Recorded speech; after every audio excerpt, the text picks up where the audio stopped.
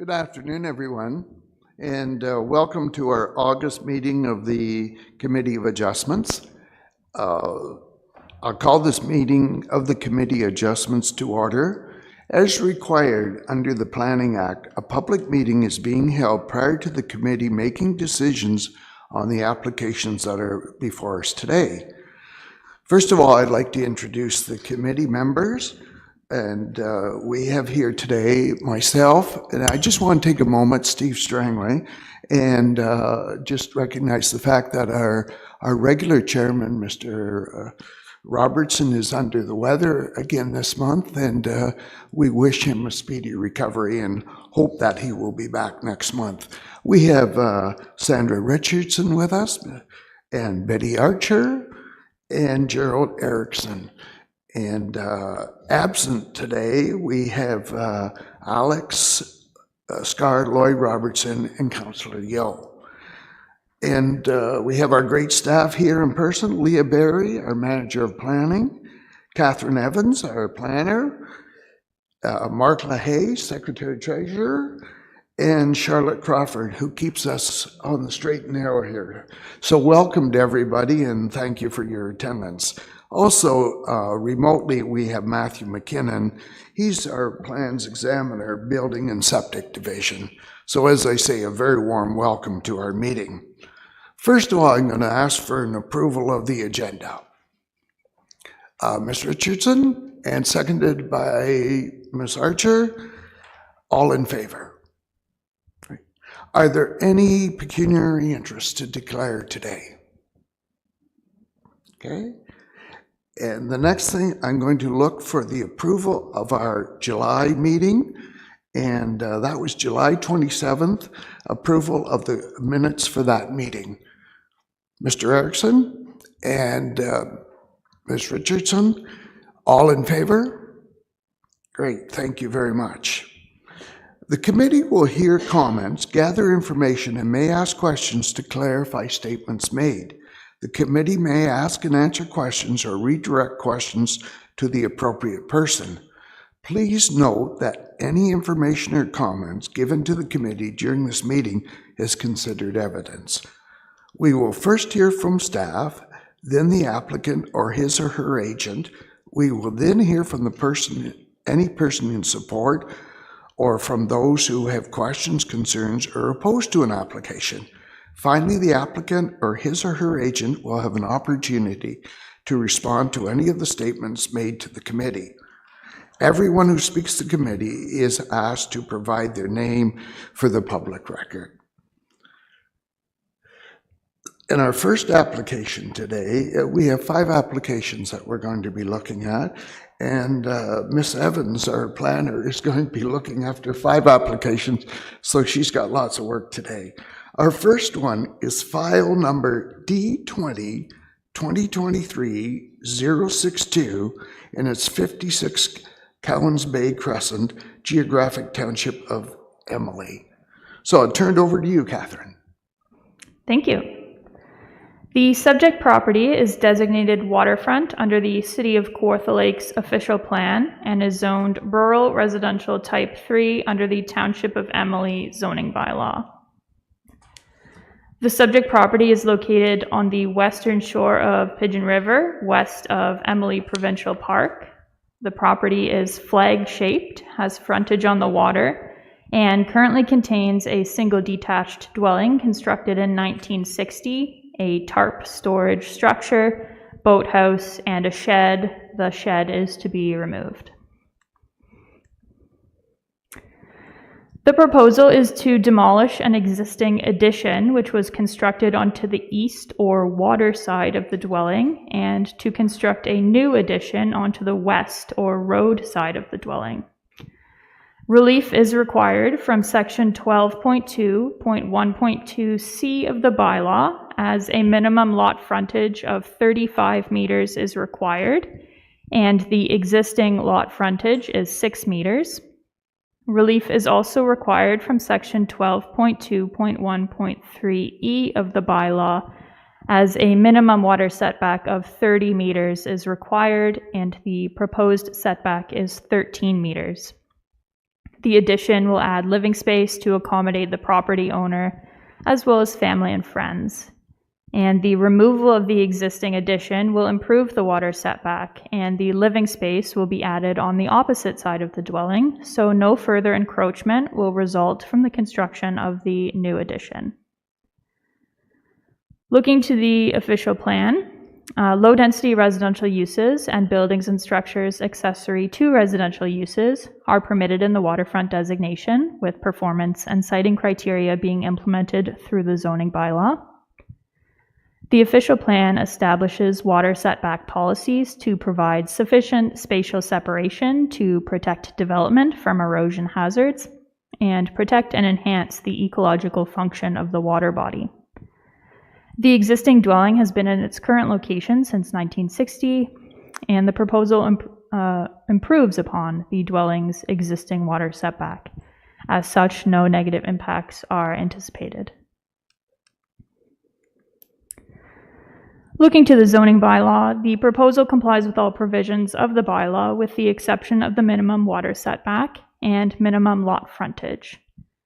The existing water setback is 9 meters, and the proposal is to remove the closest section of the dwelling to the water, resulting in an improved setback of 13 meters. In the photo on the left here, you can see the existing setback between the shoreline and the dwelling. And in the photo on the right, you can see the addition which is to be removed. So it's this section of the dwelling here being removed. As the new addition will be constructed on the road side of the dwelling, existing vegetation and natural features on the water side of the property will remain undisturbed, and the proposal is not anticipated to alter the existing shoreline conditions or negatively impact infiltration. The minimum lot frontage required in the RR3 zone is 35 meters, and the subject property has an existing frontage of 6 meters. Section 3.11.1 of the bylaw protects the development potential of undersized lots that predate the passing of the bylaw. An existing undersized lot may be used and a building or structure may be erected, altered, or used, provided that the use is permitted and that the setback, yard, lot coverage, parking, and landscaping requirements of the zone in which it is located are complied with, and that the lot has a minimum lot frontage of 12 meters and a minimum lot area of 930 square meters. The proposal does not comply with the water setback, and the lot does not have a minimum lot frontage of 12 meters. And therefore, Section 3.11.1 does not apply, and relief is required from the minimum lot frontage. The intent of the minimum lot frontage requirement is to ensure lots are large enough to accommodate development while ensuring there is adequate space for amenity uses, private services when they're required, and stormwater infiltration. The minimum lot frontage also ensures that properties are wide enough to support a building envelope that could comply with the minimum side yard setbacks. The photo on the right shows the approximate frontage of the property in red, and the photo on the left was taken from the parking area on the subject property looking back towards the road. The flag shape of the property results in a narrow frontage at the street before the property becomes wider where the dwelling and accessory structures are located. At its widest part, the subject property is approximately 23 meters wide, and as a result, the property has adequate amenity space, can support private services, and adequate stormwater infiltration, and the proposal complies with the minimum side yard setbacks. There are no anticipated impacts on environmental features, neighboring properties, or the function of the right-of-way with respect to access, drainage, streetscaping, and maintenance. Comments were received from the supervisor of Part 8 sewage systems stating that a sewage system review has been conducted for the proposed addition and there are no issues or concerns with the minor variance. Comments were received from Kawartha Region Conservation Authority stating they have no concern with the minor variance and that a permit has been obtained for the proposal from their office. No other comments of concern were raised by any of the circulated agencies, and no comments were received from members of the public.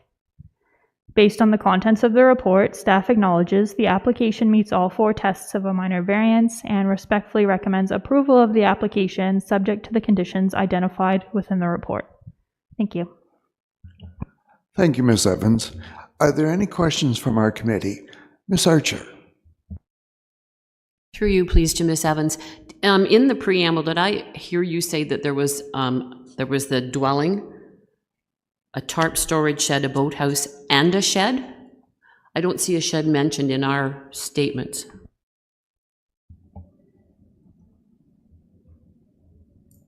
Through the chair, that could have been an error in my report. There is a shed labeled on the sketch, though, that was included in the report, and there is a shed on the property. Too far.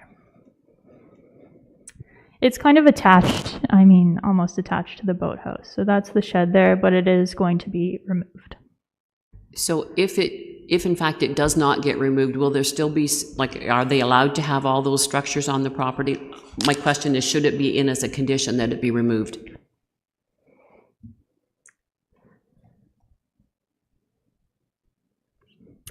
Through the chair, the shed does not result in the addition causing an issue with maximum lot coverage. And as the shed is not the subject of the variance, I'm not concerned with adding a condition to ensure that it is removed. Thank you, Ms. Evans. Any other questions for our planner? Okay. Is the applicant online? I understand there may be somebody online for this application.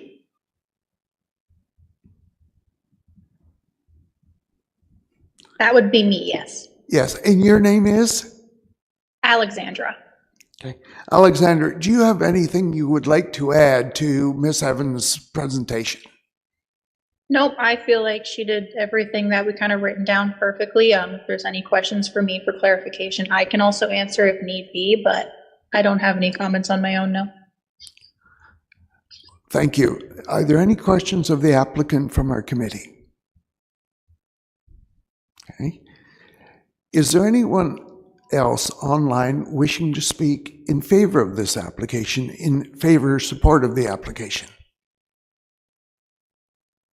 Is there anyone online wishing to ask questions or opposed to the application? Ask questions or opposed? Okay. Committee, what's your feeling? What would you like here? Ms. Archer? As printed? Okay. Ms. Richardson, seconder, all in favor? Right. So that application is approved. Thank you. Our next application is file number D20-2023-063, and the location is 165 Fells Point Road. It's the geographic township of Fenelon. And we'll turn again to Ms. Evans. Ms. Evans. Thank you. The subject property is designated waterfront under the City of Kawartha Lakes official plan and is zoned limited service residential exception 1 under the Township of Fenelon zoning bylaw. The subject property is located on the western shore of Fells Bay on the northern portion of Cameron Lake. The property is rectangular in shape, has frontage on the water, and contains a 1-story single detached dwelling constructed in 1958, a boathouse, and a shed. Fells Point Road is assumed and maintained by the municipality up until the northeastern boundary of the subject property, after which the road becomes private. The private road goes through the subject property and services the 5 properties to the south.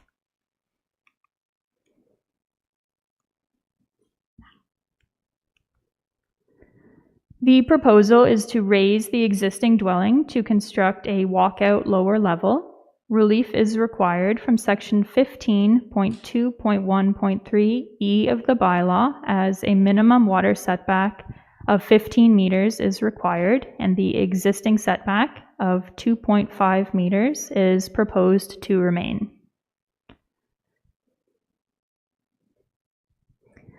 The proposal will add additional living space to accommodate the property owner as well as family and friends.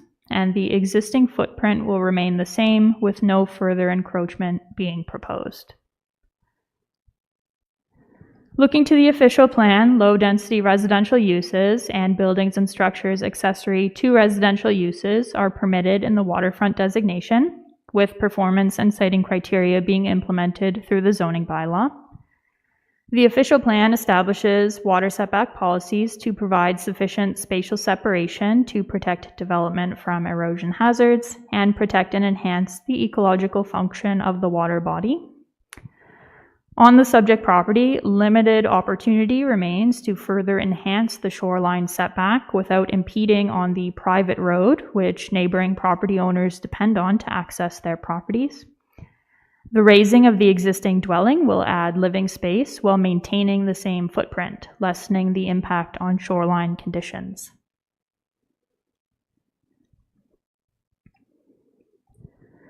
The subject property is zoned limited service residential exception 1, and a vacation dwelling as well as accessory structures are permitted within this zone.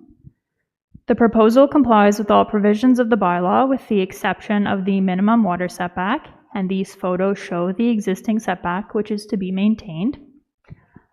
The proposal to add living space by raising the existing dwelling rather than constructing an addition onto the side of the dwelling, for example, preserves as much of the shoreline buffer as possible. The proposal maintains the non-complying setback and no further encroachment is proposed, so the proposal is not anticipated to alter the existing shoreline conditions or negatively impact infiltration. There are no anticipated impacts on environmental features, neighboring properties, or the function of the right-of-way with respect to access, drainage, or streetscaping and maintenance.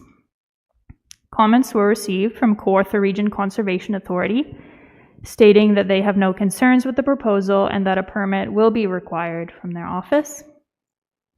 Comments were received from the supervisor of Part 8 sewage systems, stating that the existing sewage system would be within the minimum clearance distance separation to a structure. The owner is proposing to replace the sewage system as part of the overall construction. The property, as it is currently developed, could not support the placement of a Class 4 septic tank and leaching bed as a replacement option. A Class 5 holding tank is proposed as the method to service the dwelling for sanitary waste disposal.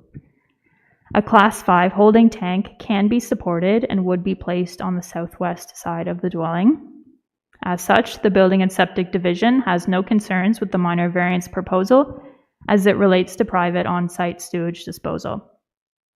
No other comments of concern were raised by any of the circulated agencies, and no comments were received from members of the public. Based on the contents of the report, staff acknowledges the application meets all 4 tests of a minor variance and respectfully recommends approval of the application subject to the conditions identified within the report. Thank you. Thanks, Ms. Evans. Committee, questions for our planner? Ms. Archer. Through you, please, to Ms. Evans. Would you happen to have any pictures of the backside of the house?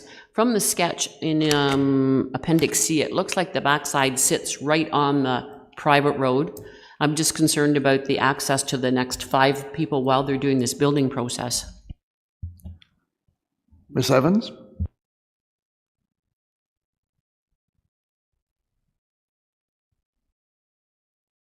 Through the chair, they're not in the presentation, but I'll just take a look at the files that I have on my computer. So just one moment. Okay, take the time that you need. Thank you.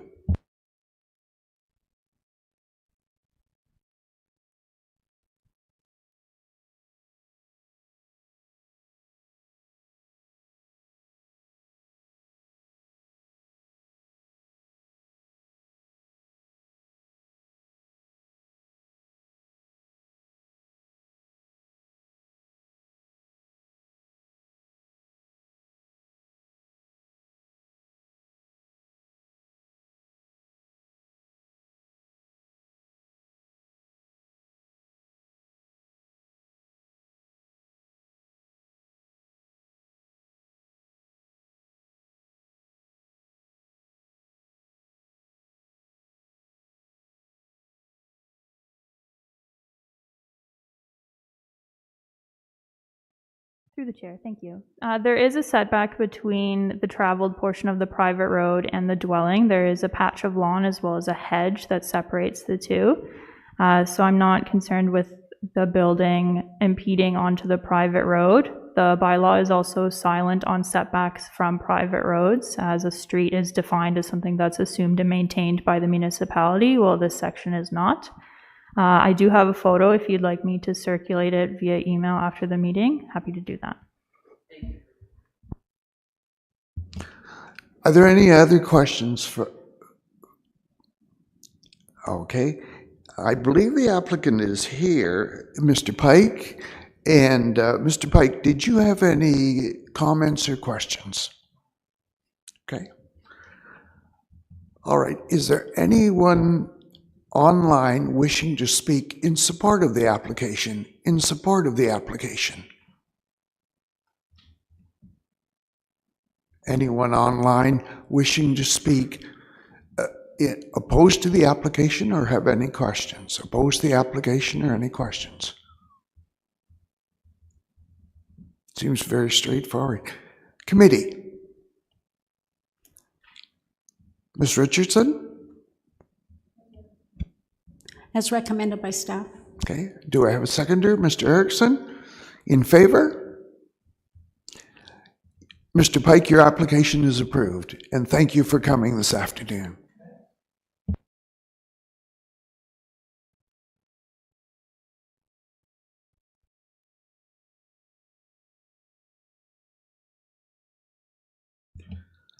Our next application is file number D20-2023-064, and the location is 604 Long Beach Road, and it's in the geographic township of Fenelon.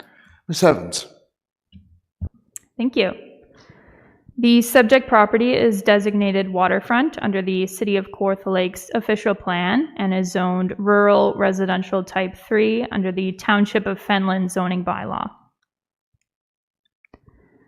The subject property is in an area containing residential and agricultural uses located on the western shore of Sturgeon Lake. It is a large waterfront property currently containing a single detached dwelling constructed in 1991, a detached garage, a shipping container, a shed, and a boathouse. The shipping container is temporary and will be removed. The proposal is to construct a detached garage.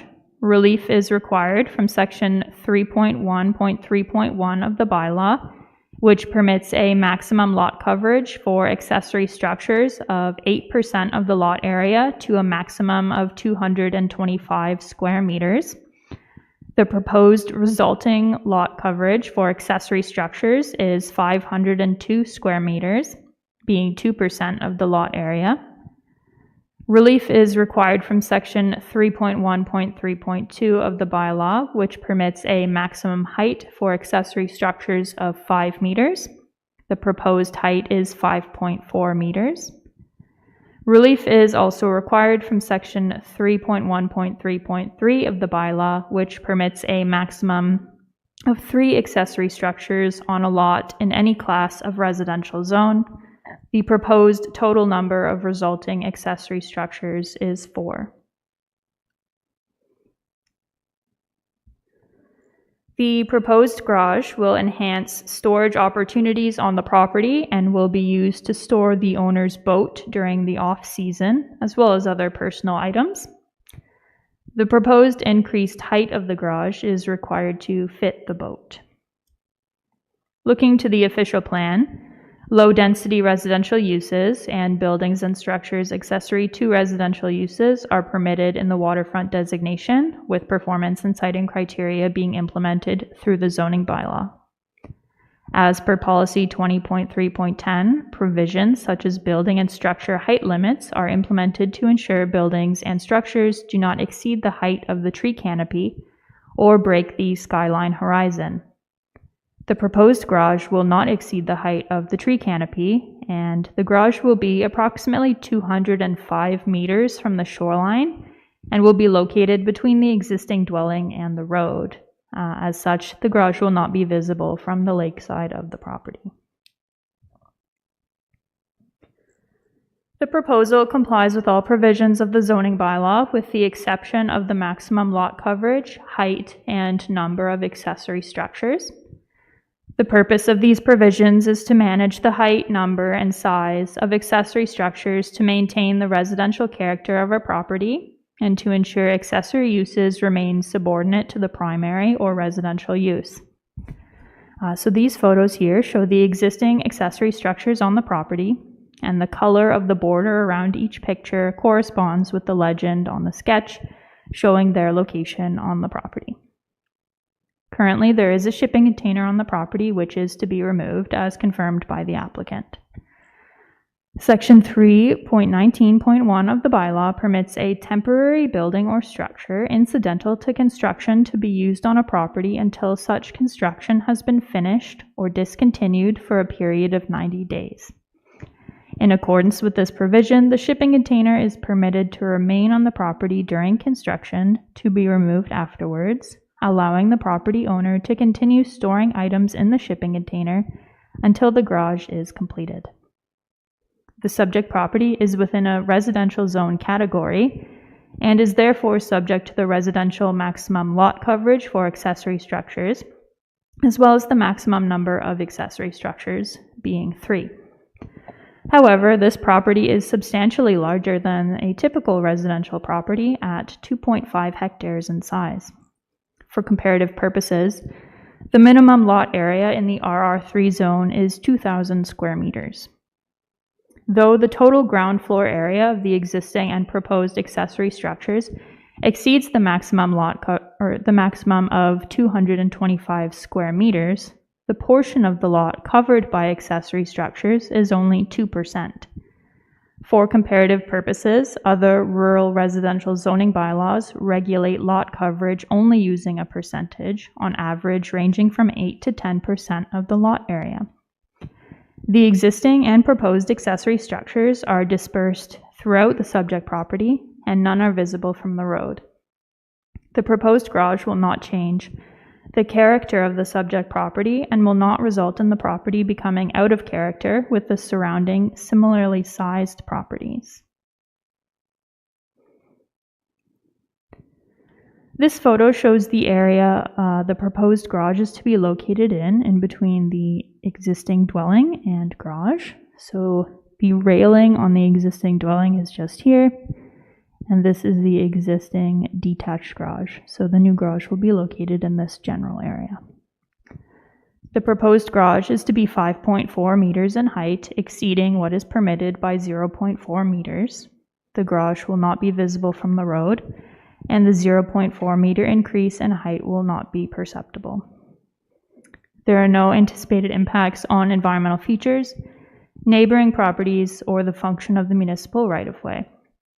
No comments of concern were raised by any of the circulated agencies, and no comments were received from members of the public. Based on the contents of the report, staff acknowledges the application meets all 4 tests of a minor variance and respectfully recommends approval of the application subject to the conditions identified within the report. Thank you. Once again, thanks, Ms. Evans. Committee, any questions? Yes, Ms. Richardson. Through you to the planner, should there be a condition that the shipping container be removed? Through the chair, the section of the zoning bylaw being 3.19.1 essentially is like a built-in condition, as they are allowed to have that temporary structure until the construction is finished or discontinued for the period of 90 days. So once that is complete, the shipping container is to be removed as confirmed by the applicant. So it is essentially like a condition embedded into the zoning bylaw. Yes, Ms. Richardson. So you're saying that the applicant does have to confirm that it has been removed? Through the chair, if I could take a moment to speak to the manager of planning on that one. That's fine.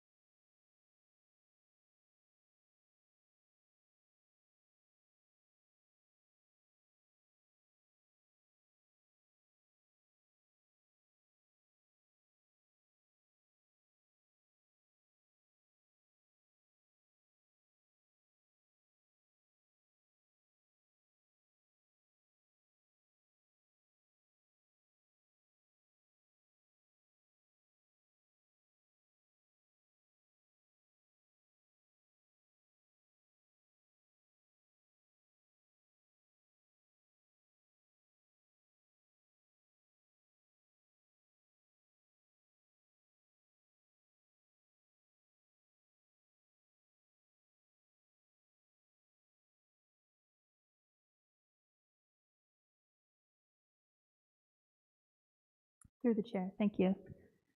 So if the shipping container was to remain on the property after what is permitted under section 3.19.1 of the bylaw, it would become a municipal law enforcement matter.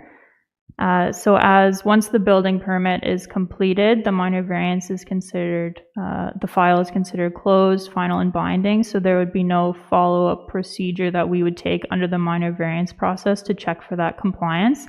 So compliance with the zoning bylaw, like anything else, if it was not complied with, would fall to municipal law enforcement. Thank you for that. You okay with that, Ms. Richardson? Okay. Any other questions for Ms. Evans? Okay. Now, if I understand correctly, the applicant, John Lowe's, is online. Are you there, John?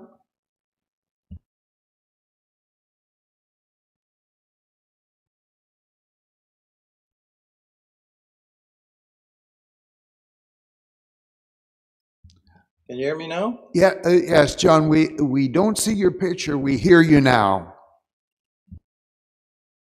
I'm not sure where the picture went.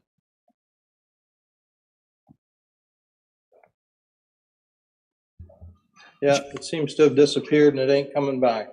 Okay. John, did you have any comments you'd like to make at this time? Nothing other than to thank Catherine because she does a very thorough job. She's been very helpful too through this process. We appreciate those comments. We also believe our staff does a great job. Are there any questions for Mr. Lowe's regarding this application committee? Okay.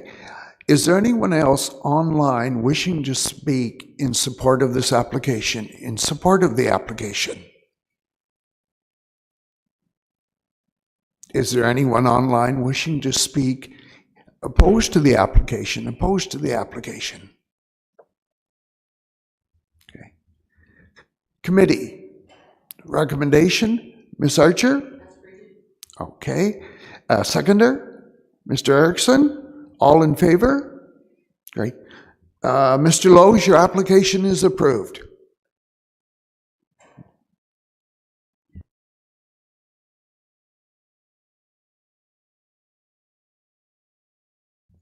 Yes, Mr. Erickson. Just out of curiosity, in the zoning bylaw, does it talk anything about propane tanks, sizes, maximum sizes and coverage permitted? Just wondered. Now, I've never heard anything about that, but I'm not the expert here. I'll turn it over to our two experts. Through the chair, no, there's nothing related to propane tanks or their contribution to lot coverage. Setbacks, lot coverage are buildings and structures are subject to lot coverage and setbacks, and that wouldn't be considered a building or a structure. Thank you. Okay, we'll move on. Our next application, excuse me, file number D20 2023-065, and this is at 203 Minns Avenue, and it's in the geographic village of Bobcaygeon. Ms. Evans. Thank you. The subject property is designated urban settlement area under the City of Kawartha Lakes official plan and urban under the Victoria County official plan. The property is zoned urban residential type 1 under the Village of Bobcaygeon zoning bylaw. The subject property is located in a residential neighborhood in the southwestern portion of the geographic village of Bobcaygeon. The property is rectangular in shape and is a corner lot abutting Park Street and Minns Avenue. The property currently contains a single detached dwelling constructed in 1983, a detached garage, and a shed. The proposal is to construct a semi-in-ground pool with surrounding deck. Relief is required from section 3.1B of the bylaw, which permits accessory buildings and structures in the side or rear yard The proposed pool with its surrounding deck is to be located in the front yard. Relief is also required from Section 3.1C of the bylaw, which permits a maximum lot coverage for accessory structures of 8% of the lot area. The proposed lot coverage is 8.1%. The surrounding deck will provide access to the pool from the ground, and the pool itself will provide opportunities for outdoor recreation and will add to the owner's enjoyment of the property. The pool will be surrounded by a fence as required under bylaw 2005-314, a bylaw respecting swimming pools and swimming pool fences. As the Bob Cajun secondary plan of the city's 2012 official plan is under appeal, the urban designation of the Victoria County official plan applies. Within the urban designation, a broad range of residential uses, as well as buildings and structures accessory to residential uses, are permitted. The proposed pool and surrounding deck comply with all provisions of the bylaw with the exception of the location and maximum lot coverage for accessory structures. The bylaw defines the front lot line for a corner lot as the shorter boundary line abutting the street. As the subject property's shortest boundary line abutting a street is along Park Street, this is the front lot line, and the lot line abutting Minns Avenue is a flankage lot line. As such, the proposed pool and surrounding deck are proposed in the property's front yard as defined by the bylaw. As the front of the dwelling of the subject property faces Minns Avenue, the yard between the dwelling and Minns Avenue essentially functions more as the front yard, and the yard opposite this on the northern side of the dwelling functions more as a rear yard. The bottom photo on the slide here was taken from Minns Avenue, showing the front of the dwelling, as well as the existing detached garage. The pool will be located north of the detached garage, which would be behind the garage when looking at the property from the perspective this photo was taken from. And the garage will reduce the portion of the pool that may be visible from Minns Avenue. Additionally, there is a solid privacy fence along the north and west lot lines. The visibility of the pool from Park Street, as well as the neighboring property to the north, will be reduced by this existing fence.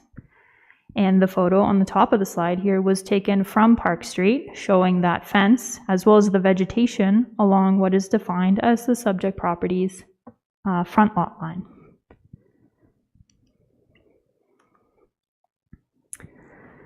The proposed location of the pool provides privacy for the property owner and visual screening from the abutting streets and neighboring properties. Locating the pool in a less visible portion of the property maintains the residential character. This photo shows the area the pool is to be located in between the existing garage and shed. Relief is also required as the proposed lot coverage is 0.1% over what is permitted under the bylaw for accessory structures, which is an increased lot coverage of approximately 1.06 square meters. This increased lot coverage will not adversely impact the character of the property and will not result in the existing and proposed accessory uses dominating the residential use. There are no anticipated impacts on environmental features, neighboring properties, or the function of the right-of-way. Since submitting their comments that were included in the report, Kawartha Region Conservation Authority has amended their comments, so a permit from their office will still be required, but there is no requirement for a site-specific study to address unstable bedrock or karst. No other comments of concern were raised by any of the circulated agencies, and no comments were received from members of the public. Based on the contents of the report, staff acknowledges the application meets all 4 tests of a minor variance and respectfully recommends approval of the application subject to the conditions identified within the report. Thank you. Once again, thanks, Ms. Evans. Committee, questions? Okay. Is there anyone online wishing to speak, first of all, I'm sorry, is the applicant online wishing to speak to this application? Is the applicant online? Is there anyone else online wishing to speak in support of the application? In support? Is there anyone online wishing to speak in opposition to the application? Opposition? Seems very straightforward. Committee, your recommendation. Ms. Richardson. As recommended by staff. A seconder? Ms. Archer? All in favor? And the application is approved. We're moving on to our last application.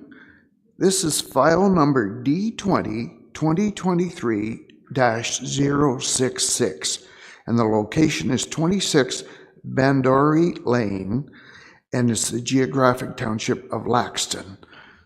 Once again, Ms. Evans. Thank you. The subject property is designated waterfront under the City of Kawartha Lakes official plan and is zoned limited service residential under the United Townships of Laxton, Digby, and Longford zoning bylaw.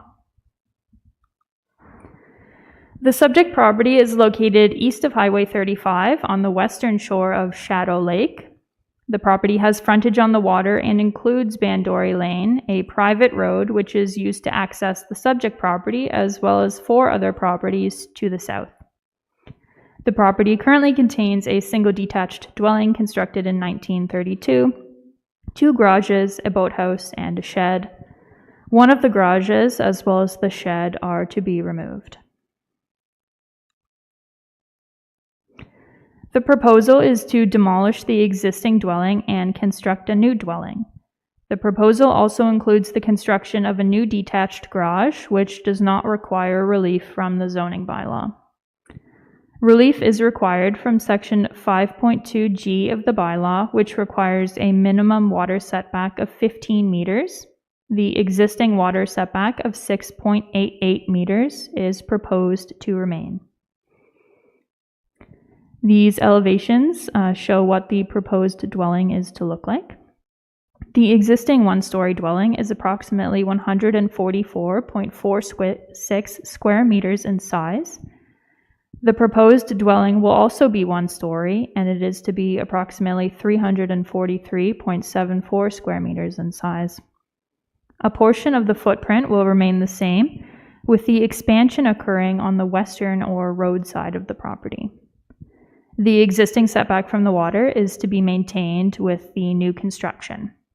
The larger dwelling will provide more living space to accommodate the property owner, as well as family and friends. Looking to the official plan, residential uses and buildings and structures accessory to residential uses are permitted in the waterfront designation, with performance and siting criteria being implemented through the zoning bylaw. The official plan establishes water setback policies to provide sufficient spatial separation to protect development from erosion hazards and protect and enhance the ecological function of the water body.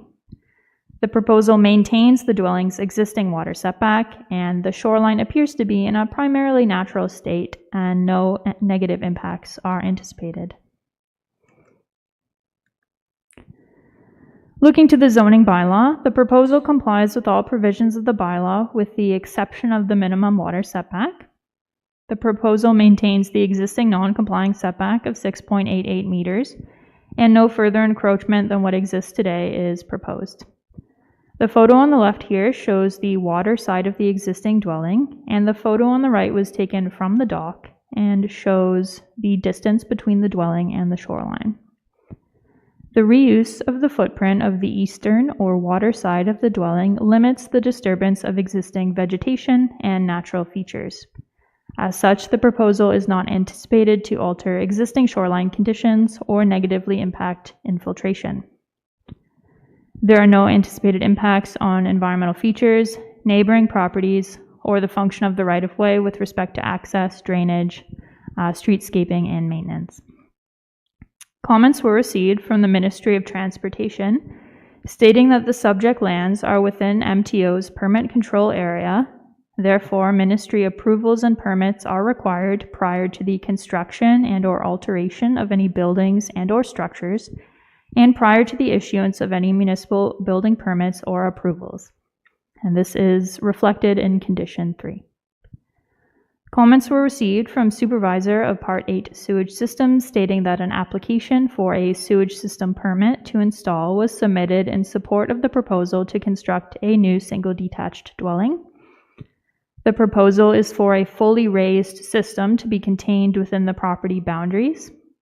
A site visit was conducted to review the location and sizing of the system for compliance with Part 8 of the Ontario Building Code, and the proposal does comply with Ontario Building Code minimum requirements under Part 8. And as such, the Building and Septic Division has no concerns with the minor variance proposal as it relates to private on-site sewage disposal. Comments were also received from Kawartha Region Conservation Authority stating that they have no concerns with the minor variance and that a permit will not be required from their office. No other comments of concern were raised by any of the circulated agencies, and no comments were received from members of the public. Based on the contents of the report, staff acknowledges the application meets all 4 tests of a minor variance and respectfully recommends approval of the application subject to the conditions identified within the report. Thank you. Thank you, Ms. Evans. Committee, any questions? Ms. Archer? I'm sorry, through you, please, to Ms. Evans. I was kind of looking at the picture and sort of half listening to what you said. Did you say that the septic system is okay? Like they won't have to make it any bigger, even though this cottage is becoming a bigger house? Through the chair, so they are proposing a new septic system, so they have submitted a permit. It will be a raised system, and I'll just show you its location on the sketch here. It's that kind of teal color. The septic system will be there. Any other questions for Ms. Evans? Ms. Evans, I just have the one. What was the reason again that a permit is required by the Ministry of Transportation? Thank you. It is within their permit control area, so we are right off Highway 35 here, so there is a certain distance from Ontario highways that the Ministry of Transportation has a permit control area over, so they'll be reviewing this, and I did reach out to them and they did confirm that they will be requiring a permit for this one, and the applicant is aware of that. Thank you, that's perfect. Now, I understand that the applicant, Mr. Hood, may be online. Mr. Hood, are you there? I certainly am. Good afternoon, sir. Good to have you here. Do you have any questions or comments? No, not at all. If anybody has any questions for me, that would be fine, but it's a good job done. Thank you. Any questions for the applicant? Okay. Is there anyone else online wishing to speak in support of the application, Anyone else online wishing to speak in opposition to the application? Opposition. Okay. Committee, recommendation. Ms. Archer. Okay, seconder? Mr. Erickson, all in favor? Great. Mr. Hood, your application is approved. Thank you. Thank you. Have a good day. You too, thank you. Okay, that brings us to the end of the applications. Are there any deferred applications? I see Ms. Berry shaking her head there. No deferred. Consents, we have nothing there. Other business, Ms. Berry, anything to report?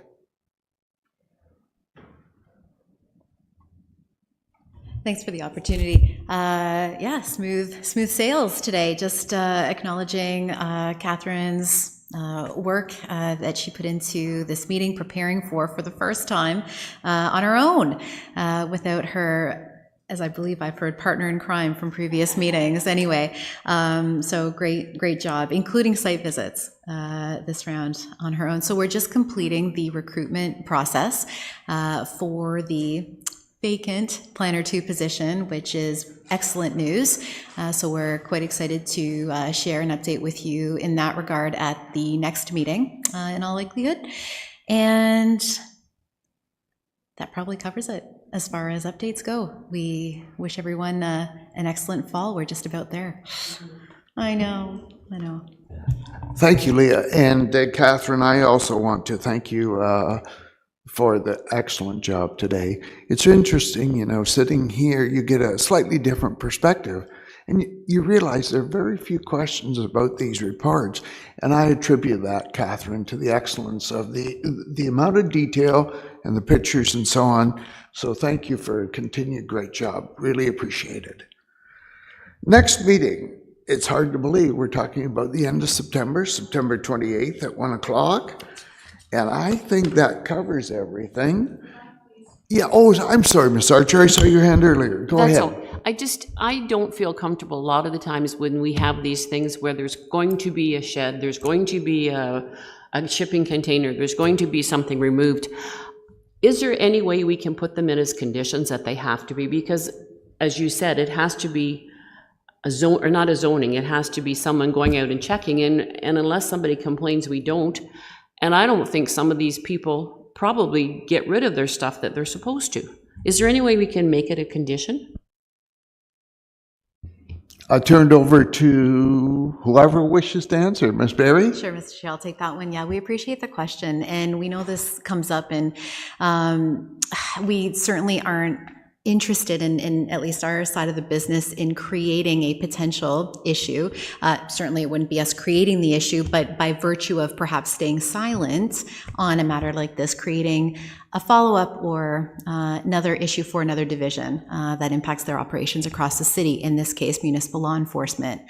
In many cases, this one is exactly one of them. We do have to rely on what the zoning bylaw tells us can be done, should be done, what can't be done. The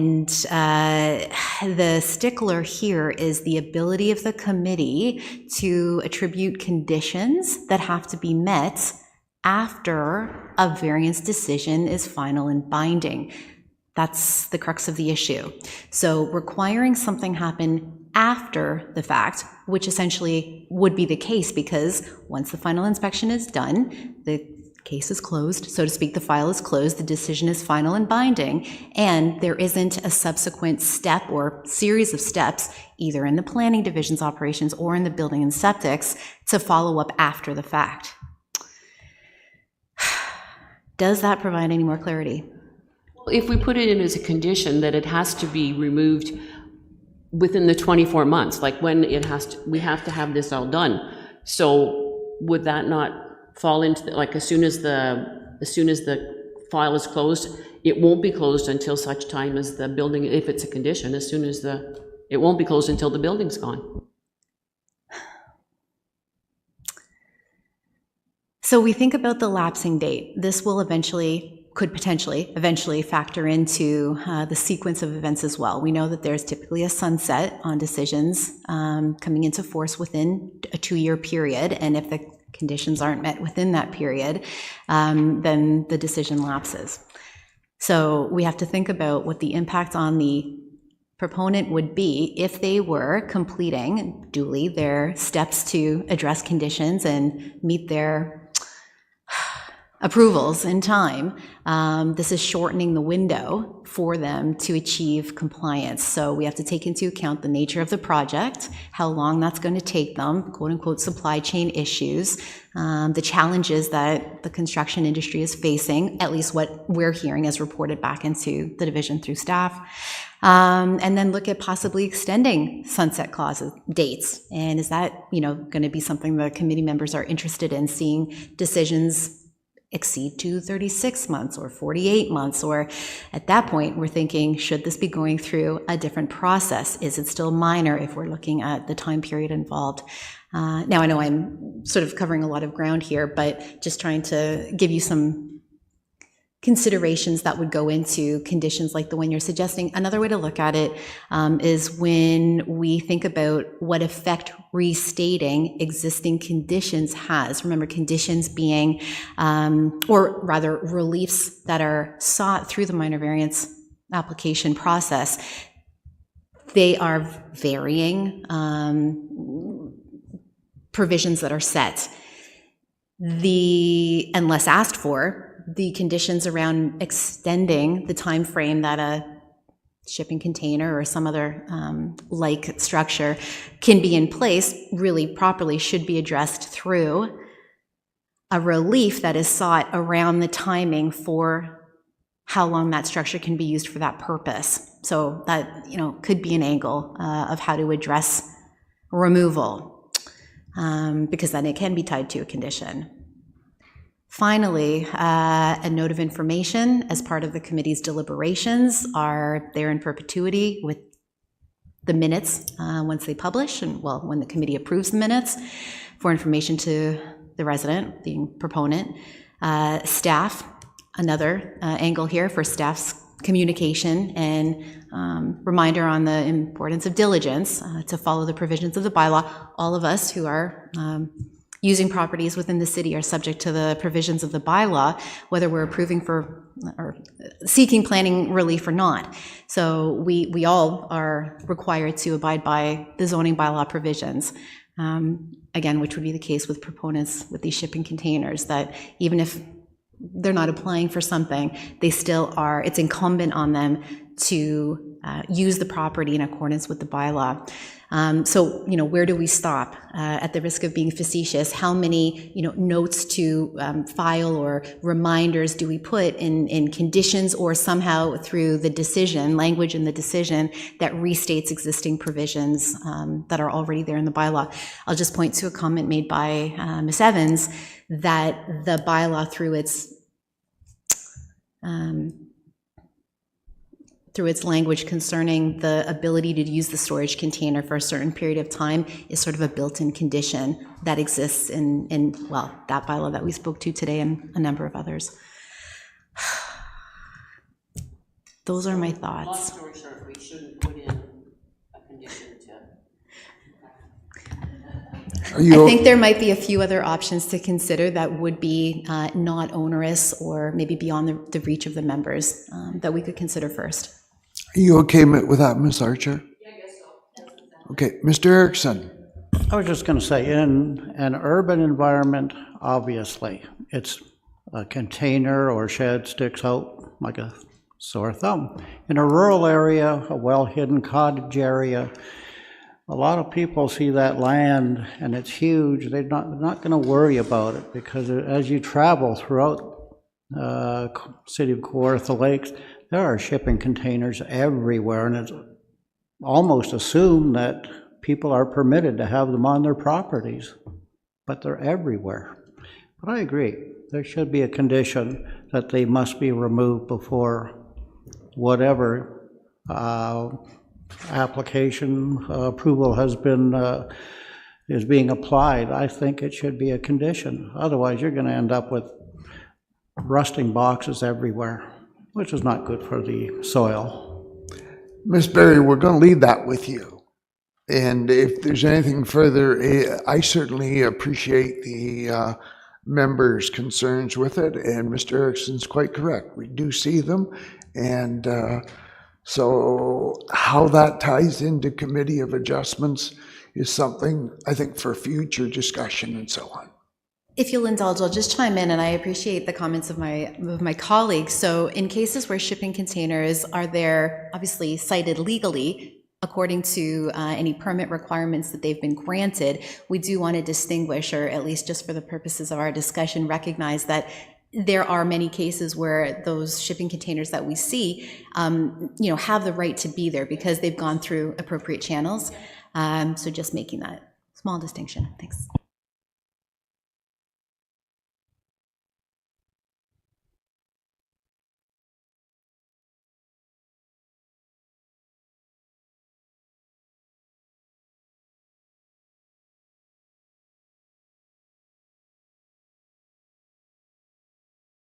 And Mr. Chair, through you, just to continue, in those cases, I think, we would support whether a member suggested a condition for removal in those specific circumstances be added.